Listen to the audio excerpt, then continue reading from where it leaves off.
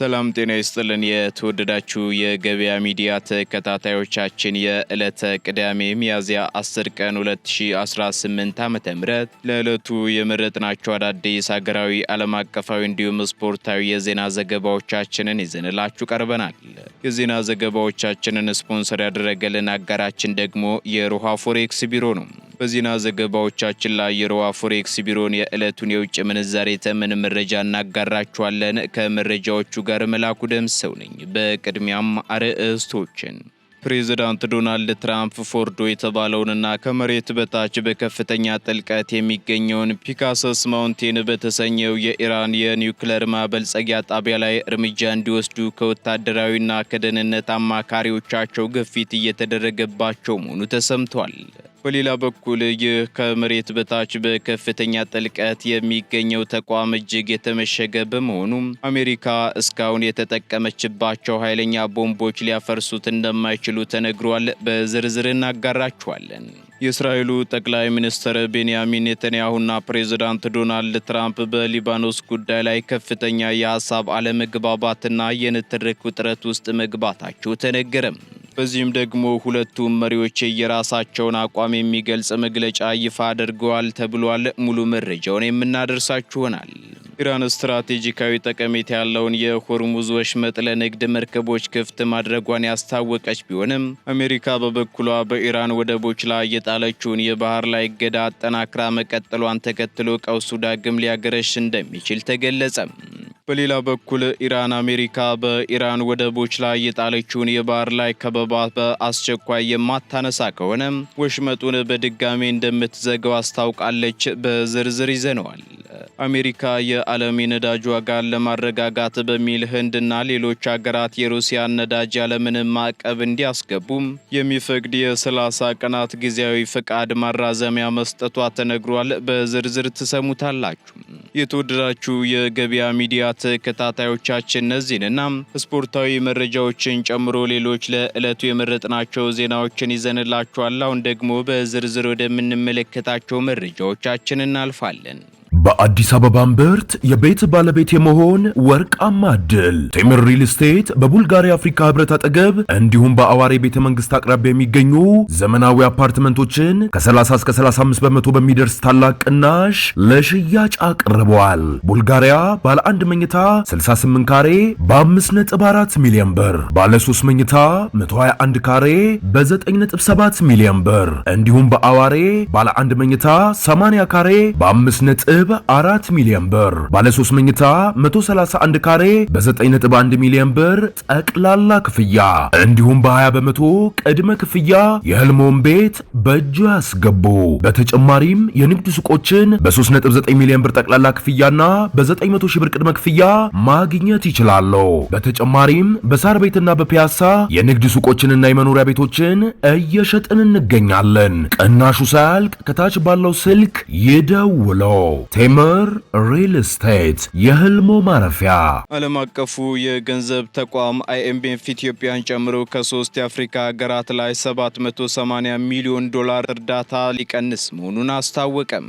ተቋሙ በኢትዮጵያ በዲሞክራቲክ ሪፐብሊክ ኮንጎና በናይጄሪያ በሰብአዊ ድጋፍ ፈንድ ላይ በታየው የ42 በመቶ ቅናሽ ምክንያት እያንዳንዳቸው ከ240 ሚሊዮን እስከ $780 ሚሊዮን የሚደርስ ኦፊሻላዊ የልማት እርዳታ ሊያጡ እንደሚችሉ አስታውቋል።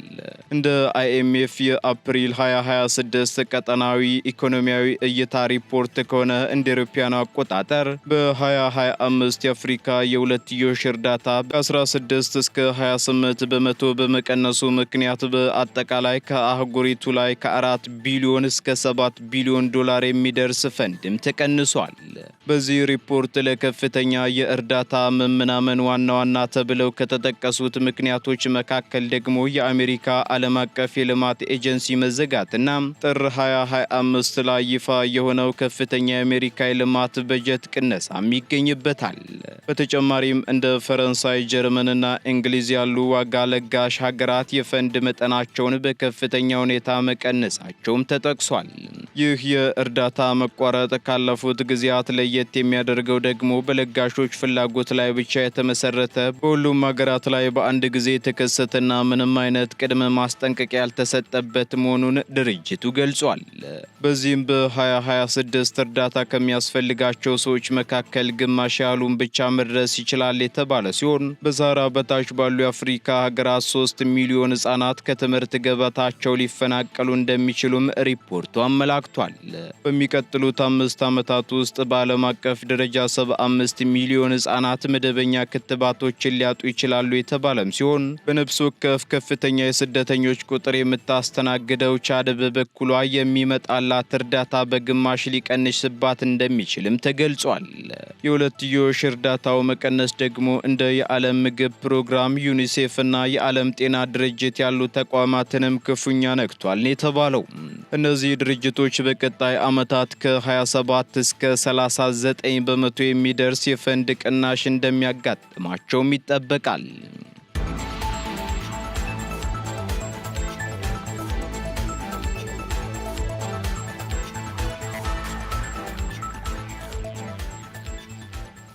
ኢራን በምንም አይነት ሁኔታ የበለጸገ ዩራኒየሟን ለሌላ አካል አሳልፋ እንደማትሰጥ አስታወቀች።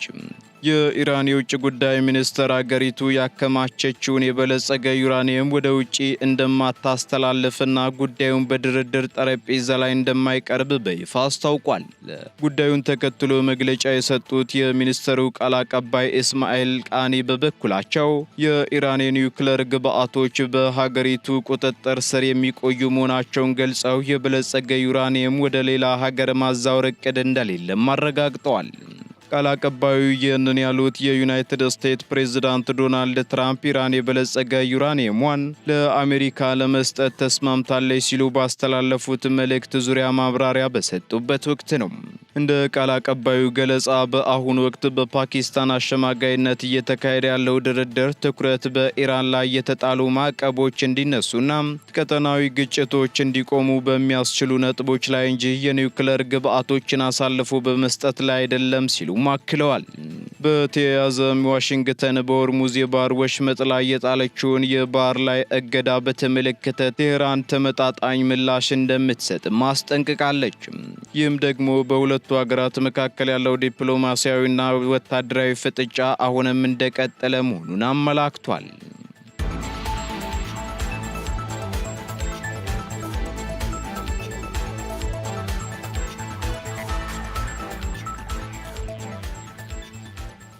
እስራኤልና ፕሬዝዳንት ዶናልድ ትራምፕ በሊባኖስ ጉዳይ ከፍተኛ ለመግባባትና የንትርክ ውጥረት ውስጥ መግባታቸው ተገለጸ። እስራኤልና ሊባኖስ ለ10 ቀናት የሚቆይ የተኩስ አቁም ስምምነት ላይ በደረሱ በጥቂት ሰዓታት ውስጥ የእስራኤሉ ጠቅላይ ሚኒስትር ቤንያሚን ኔታንያሁ ጦራቸው በሊባኖስ የሚገኘውን የሂዝቦላህ የታጠቀ ቡድን የመደምሰስ ስራ ገና አለመጨረሳቸውን አስታውቀዋል። ጠቅላይ ሚኒስትሩ ይህን ተከትሎ በሰጡት መግለጫ ገና ስራችንን አላጠናቀቅንም፣ የቀሩትን የሮኬትና የድሮን ጥቃት ስጋቶች ለማስወገድ የምናከናውናቸው የታቀዱ ተግባራት ገና አሉ ሲሉም ተናግረዋል። ኔታንያሁ አክለውም የእስራኤል ዋና ዓላማ ሂዝቦላህን ሙሉ በሙሉ መበተን መሆኑንና ይህ ደግሞ እስኪጠናቀቅ ድረስ ስራቸውን እንደሚቀጥሉ ቃል ገብተዋል። ይህ የኔታንያሁ ጠንከር ያለ መግለጫ የተሰማው ደግሞ ፕሬዝዳንት ዶናልድ ትራምፕ እስራኤል ከእንግዲህ በሊባኖስ ላይ ቦምብ እንድታዘንብ በአሜሪካ አትፈቅድም ካሉ ከጥቂት ሰዓታት በኋላ ነው። ትራምፕ በማህበራዊ ትስስር ገጻቸው ላይ በቃ ማለት በቃ ነው በሚል እስራኤል ጥቃቷን እንድታቆም ቢጠይቁም ኔታንያሁ ግን ጦርነቱ ገና እንዳልተጠናቀቀ በመግለጽ ለትራምፕ ትዕዛዝ ተቃራኒ የሆነ አቋም አንጸባርቀዋል። ይህ በእስራኤልና በአሜሪካ መካከል የተፈጠረው ግልጽ የሀሳብ ልዩነት በመካከለኛው ምስራቅ ለተጀመረው የተኩስ አቁም ስምምነትም ትልቅ ስጋት መፍጠሩ ተነግሯል። ፕሬዝዳንት ዶናልድ ትራምፕ የሊባኖስ ጉዳይ ከኢራን ተለይቶ መታየት አለበት በሚሉበት ወቅት ኔታንያሁ ግን የሂዝቦላህ ስጋት እስካልጠፋ ድረስ ጦርነቱ እንደሚቀጥል በመግለጽ ላይ ይገኛሉ።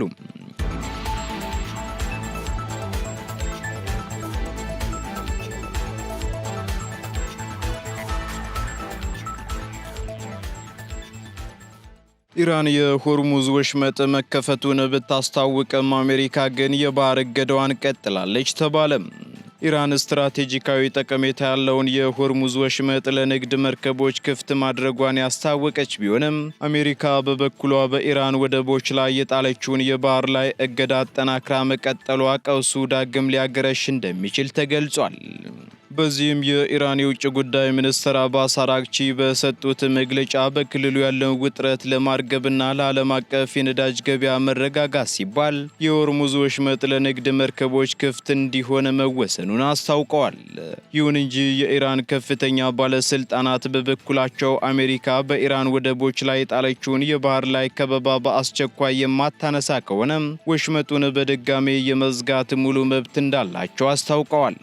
የኢራኑ የፓርላማ አፈ ጉባኤ መሐመድ ባጋር ጋሊባፍ በበኩላቸው የኛ መርከቦች መንቀሳቀስ ካልቻሉ ማንም በዚህ መስመር የማለፍ መብት አይኖረውም ሲሉ በጠንካራ ቃላት አስጠንቅቀዋል።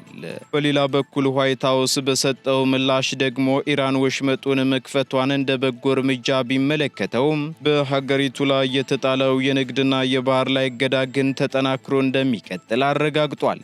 ፕሬዚዳንት ዶናልድ ትራምፕ ኢራን የኒውክሌር ፕሮግራሟንና በክልሉ የሚደረገውን ወታደራዊ እንቅስቃሴ በሚመለከት አዲስና አጠቃላይ ስምምነት እስካልፈረመች ድረስ ከፍተኛ ተጽዕኖ የማድረጉ ስራ እንደማይቆም ገልጸዋል።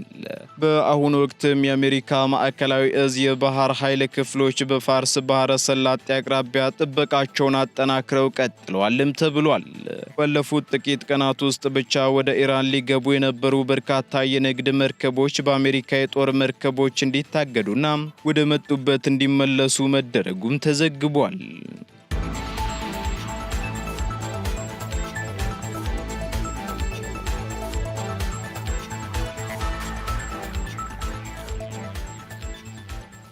ፕሬዚዳንት ትራምፕ የአየር ድብደባ የማይበግራቸውን የኢራን የኒውክሌር ጣቢያዎች እንዲመቱ ግፊት እየተደረገባቸው ነው ተባለ። የአሜሪካው ፕሬዝዳንት ዶናልድ ትራምፕ በተለይ ፎርዶ የተባለውንና ከመሬት በታች በከፍተኛ ጥልቀት ላይ የሚገኘውን ፒካክስ ማውንቴን የተሰኘውን የኢራን የኒውክሌር ማበልጸጊያ ጣቢያን በተመለከተ እርምጃ እንዲወስዱ ከወታደራዊና ከደህንነት አማካሪዎቻቸው ግፊት እየተደረገባቸው መሆኑን ኒውዮርክ ታይምስ ዘግቧል። በዚህም ባለፉት ወራት በኢራን የኒውክሌር ተቋማት ላይ ያነጣጠረ የአየር ድብደባ ሲያካሄድ የቆየው የአሜሪካ ጦር አሁንም የአየር ጥቃት የማይበግረው አንድ ግዙፍ የኒውክሌር ጣቢያ ፈተና ሆኖበታል ተብሏል። ፕሬዝዳንት ዶናልድ ትራምፕ ይህን በተመለከተ ወታደራዊ እርምጃ እንዲወስዱ ከደህንነት አማካሪዎቻቸው ጥብቅ ግፊት እየቀረበላቸው መሆኑ ተገልጿል። እንደ ኒውዮርክ ታይምስ ዘገባ ከሆነ ደግሞ ፒካክስ ማውንቴን የተባለውና ከመሬት በታች በከፍተኛ ጥልቀት ላይ የሚገኘው ተቋም ከታዋቂው የፎርዶ ጣቢያ በበለጠ ጥልቅ ላይ የሚገኝና እጅግ የተመሸገ በመሆኑ አሜሪካ እስካሁን የተጠቀመችባቸው ኃይለኛ ቦምቦች ሊያፈራረሱት እንደማይችሉ የዘርፉ ባለሙያዎች ስጋታቸውን ገልጸዋል። ከየካቲት 2026 ጀምሮ አሜሪካና እስራኤል በጋራ በኢራን ላይ በከፈቱት ወታደራዊ ዘመቻም በርካታ የኒውክሌርና የሚሳኤል ጣቢያዎች መውደማቸው ይታወሳል።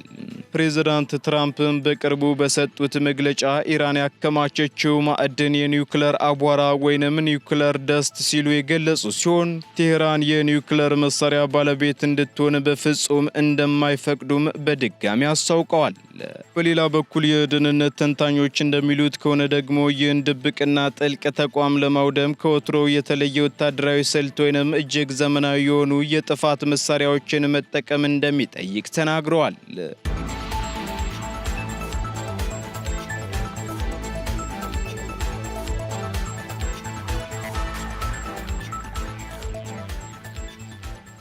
ወደ መጨረሻው ዝርዝር መረጃችን ስንሸጋገር አሜሪካ ለህንድና ለሌሎች ሀገራት የሩሲያን ነዳጅ ለመግዛት የሚያስችል የ30 ቀናት የማዕቀብ እገዳ ፍቃድ ሰጠች። ዩናይትድ ስቴትስ የዓለም የነዳጅ ዋጋን ለማረጋጋት በሚል ህንድና ሌሎች ሀገራት የሩሲያን ነዳጅ ያለምንም ማዕቀብ እንዲያስገቡም የሚፈቅድ የ30 ቀናት ጊዜያዊ የፍቃድ ማራዘሚያ መስጠቷ ተነግሯል። ይህ በዛሬው ዕለት የወጣው ውሳኔ ደግሞ በመካከለኛው ምስራቅ እየተባባሰ የመጣ የመጣው ውጥረት በዓለም አቀፍ የኤነርጂ ገበያ ላይ ከፍተኛ መናወጥ እንዳያመጣ ለመከላከል የታለመ መሆኑ ተገልጿል። እንደ ወጣው መመሪያ ማብራሪያ ከሆነ እስከ ግንቦት 8 ቀን 2018 ዓ.ም ድረስ በመርከቦች ላይ ተጭነው ጉዞ የጀመሩ የሩሲያ የነዳጅ ምርቶች ያለምንም የሕግ ተጠያቂነት ወደ ተለያዩ ሀገራት እንዲገቡ ይፈቅዳል። ይህ የዋሽንግተን እርምጃ ደግሞ በተለይ እንደ ህንድ ላሉ ከፍተኛ የነዳጅ ፍላጎት ላላቸውና ከሩሲያ ጋር የንግድ ግንኙነት ለቀጠሉ ሀገራት ትልቅ እፎይታ እየሰጠ ነውም ተብሏል።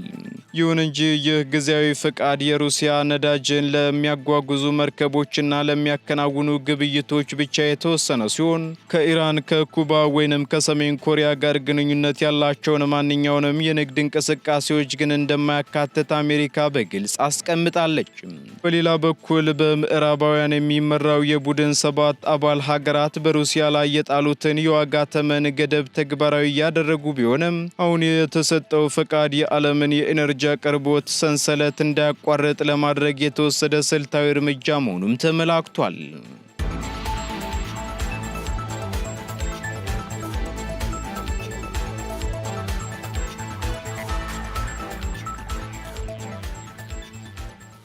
ቀጥለናል። ውድ ተከታታዮቻችን፣ አሁን ደግሞ ስፖርታዊ መረጃዎቻችንን የምንሰማበት ሰዓት ላይ የደረስን ሲሆን ኢትዮጵያ በታሪኳ ለመጀመሪያ ጊዜ ያዘጋጀችው የግራንድ ፕሪክስ የአንድ ቀን ውድድር እየተካሄደ ሲሆን የኢትዮጵያ አትሌቲክስ ፌዴሬሽን ጥብቅ መልእክትም አስተላልፏል።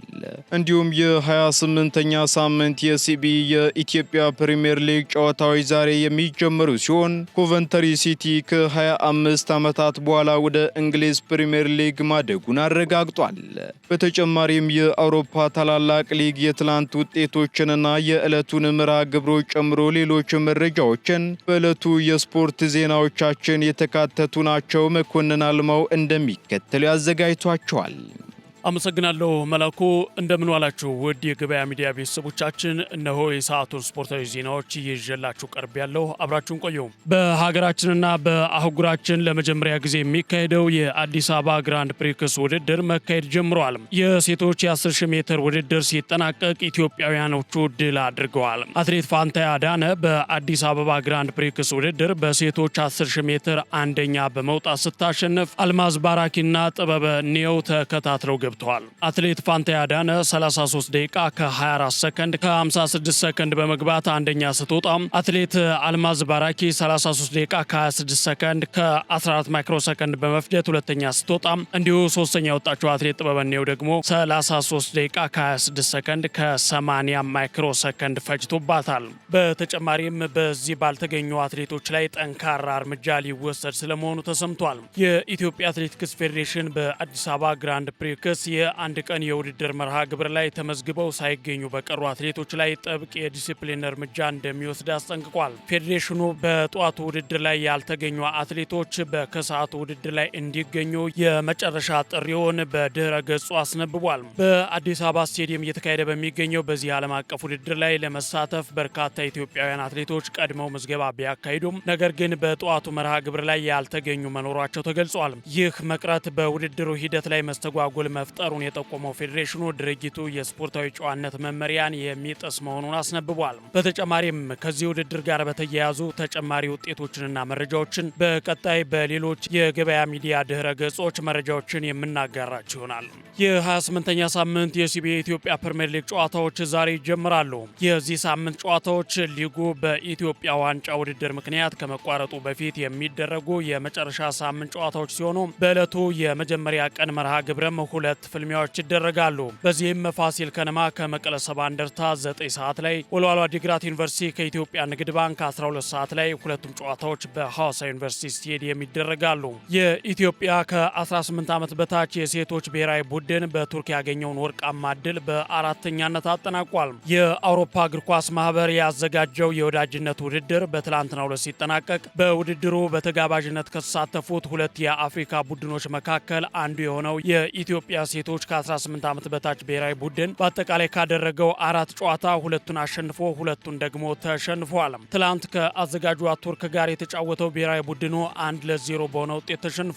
ቡድኑ በአጠቃላይ ካደረገው የፍሬንድሺፕ ውድድር 2ቱን የላቲን አሜሪካ ቡድኖች ኡራጓይና ኮስታሪካን ሲያሸንፍ በኖርዌይና በቱርክ ደግሞ ሽንፈት አስተናግዷል። በዚህም ብሔራዊ ቡድኑ ከምድቡ 2ኛ ደረጃ ከአጠቃላይ ውድድሩ ደግሞ 4ኛ ደረጃን ይዞ ያጠናቀቀ ሲሆን በተጨማሪም የኢንተርናሽናል ጨዋታ ልምድ ከማግኘት ባለፈ አንዳንድ ተጫዋቾች በአውሮፓ እንዲጫወቱ እይታ ውስጥ የመግባት እድል አግኝተዋል ተብሏል። የኢትዮጵያ ወጣት ቡድን ውስጥ ከተካተቱትና የመጫወት እድል ካገኙት መካከል ፕሮፌሽናል መንገዱን እንዲከተሉ ሁኔታዎች የሚመቻችላቸው ተጫዋቾች ስለመኖራቸውም ተነግሯል። ከባህር ማዶም ኮቨንተሪ ሲቲ ከ25 ዓመታት በኋላ ወደ እንግሊዝ ፕሪምየር ሊግ ማደጉን አረጋግጧል። በአሰልጣኝ ፍራንክ ላምፓርድ የሚመራው ኮቨንተሪ ሲቲ በ2026/27 የውድድር ዓመት በእንግሊዝ ፕሪምየር ሊጉ ተሳታፊ መሆኑን ማረጋገጥ ችሏል። ኮቨንተሪ ሲቲ ትላንት ምሽት ከብላክበርን ጋር አንድ አቻ መውጣቱን ተከትሎ 3 ጨዋታዎች እየቀሩት ወደ ሊጉ ያደገበትን ውጤት ማሳካት ችሏል። ከ8 ዓመታት በፊት በሀገሪቱ 4ኛ ሊግ ሲሳተፍ የነበረው ኮቨንተሪ ሲቲ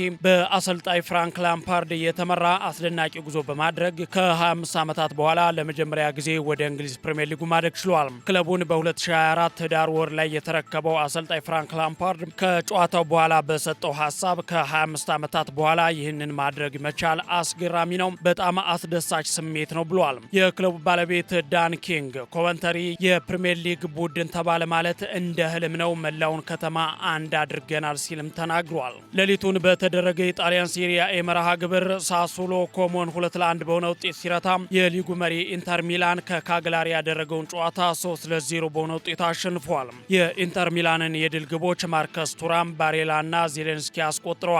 ድሉን ተከትሎ ኢንተር ሚላን ሴሪያውን በ12 ነጥቦች ልዩነት መምራት ጀምረዋል። ኢንተር ሚላን ከቀሪ 5 ጨዋታዎች 7 ነጥብ የሚያሳካ ከሆነ ሻምፒዮን መሆኑን ያረጋግጣል። በጀርመን ቡንደስሊጋ ሌሊቱን በተደረገ ጨዋታ ሴንት ፓውሊ ከኮለን አንዳቻ ሲለያዩ በፈረንሳይ ሊጓን ሌንስ ቶሉስን 3-2 አሸንፏል። በዛሬው ዕለትም በታላላቅ 5ቱ የአውሮፓ ሊጎች የሚደረጉ የጨዋታ መርሃ ግብሮች አሉ። በእንግሊዝ ፕሪምየር ሊግ ቀን 8 ሰዓት ከ30 ብሬንትፎርድ ከፉላም ሲጫወት 11 ሰዓት ላይ ሊድስ ዩናይትድ ከወልብስ፣ ኒውካስል ከበርንማውዝ ይፋለማሉ። ምሽት 1 ሰዓት ከ30 ደግሞ ቶተናም ከብራይተን እንዲሁም ማታ 4 ሰዓት ላይ ቼልሲ ከማንቸስተር ዩናይትድ ትልቁን ጨዋታ ያደርጋሉ። በጣሊያን ሴሪያ ኤ ዛሬ 3 ጨዋታዎች ሲደረጉ 10 ሰዓት ላይ ዩዲኔስ ከፓርማ፣ ምሽት 1 ሰዓት ላይ ናፖሊ ከላዚዮ እንዲሁም 3 ሰዓት ከ45 ላይ ሮማ ከአታላንታ ይጫወታሉ። በጀርመን ቡንደስሊጋ በተመሳሳይ ቀን 10 ሰዓት ከ30 ባየር ሙኒክ ከኦግስበርግ፣ ሆፈንሄም ከዶርትሙንድ፣ ዩኒየን በርሊን ከወልብስበርግ፣ ወርደር ብሬመን ከሃምበርገር ይፋለማሉ። እንዲሁም ምሽት 1 ሰዓት ከ30 ፍራንክፈርት ከአርቢ ሌፕዚግ ይጫወታሉ። በፈረንሳይ ሊጓን ዛሬ 3 ጨዋታዎች ሲደረጉ 12 ሰዓት ላይ ሎረንት ከማርሴይ፣ ምሽት 2 ሰዓት ላይ አንገርስ ከሌሃበር እንዲሁም 4 ሰዓት ከ5 ላይ ሊል ከኒስ ይጫወታሉ። እንዲሁ በስፔን ኮፓ ድለሪ ምሽት 4 ሰዓት ላይ የሚደረግ አንድ ተጠባቂ ጨዋታ አለ። አትሌቲኮ ማድሪድ በሜዳው ሪያል ሶሲዳድን ያስተናግዳል። መላኩ ለሰዓቱ ያስኳቸውን ስፖርታዊ ዜናዎች በዚሁ ልቋጭ። አመሰግናለሁ።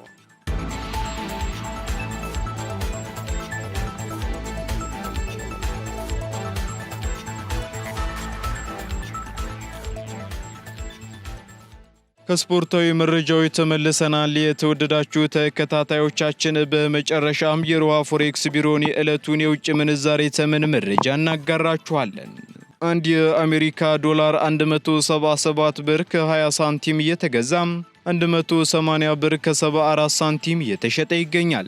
ፓውንድ ስተርሊንግ 230 ብር ከ5 ሳንቲም እየተገዛ 234 ብር ከ65 ሳንቲም እየተሸጠ ይገኛል።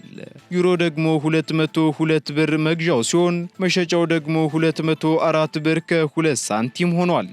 ስዊስ ፍራንክ እንዲሁ 219 ብር ከ1 ሳንቲም እየተገዛ 223 ብር ከ39 ሳንቲም እየተሸጠ ይገኛል። የተባበሩት አረብ ኤምሬት ድራም 47 ብር ከ46 ሳንቲም መግዣው ሲሆን መሸጫው ደግሞ 48 ብር ከ40 ሳንቲም ሆኗል። የሳውዲ ሪያል እንዲሁ 46 ብር ከ37 ሳንቲም እየተገዛ 47 ብር ከ29 ሳንቲም እየተሸጠ ይገኛል። የቻይናው ዩዋን ደግሞ 24 ብር ከ51 ሳንቲም መግዣው ሲሆን መሸጫው ደግሞ 25 ብር ሆኗል። እንዲሁም የካናዳ ዶላር 122 ብር ከ39 ሳንቲም እየተገዛ 124 ብር ከ83 ሳንቲም የተሸጠ መሆኑን የሮሃ ፎሬክስ ቢሮ የዕለቱ የውጭ ምንዛሬ ተመን መረጃ ያመላክታል።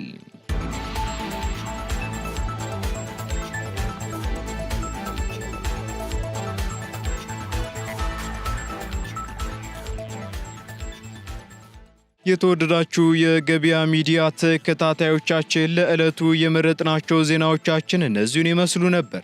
እንዲሁም ስፖርታዊ መረጃዎችን ጨምሮ ሌሎች አዳዲስ ኢኮኖሚያዊ፣ ማህበራዊና ፖለቲካዊ መረጃዎችን ለማግኘት ታዲያም የገበያ ሚዲያን እንድትወዳጁ እንጋብዛለን።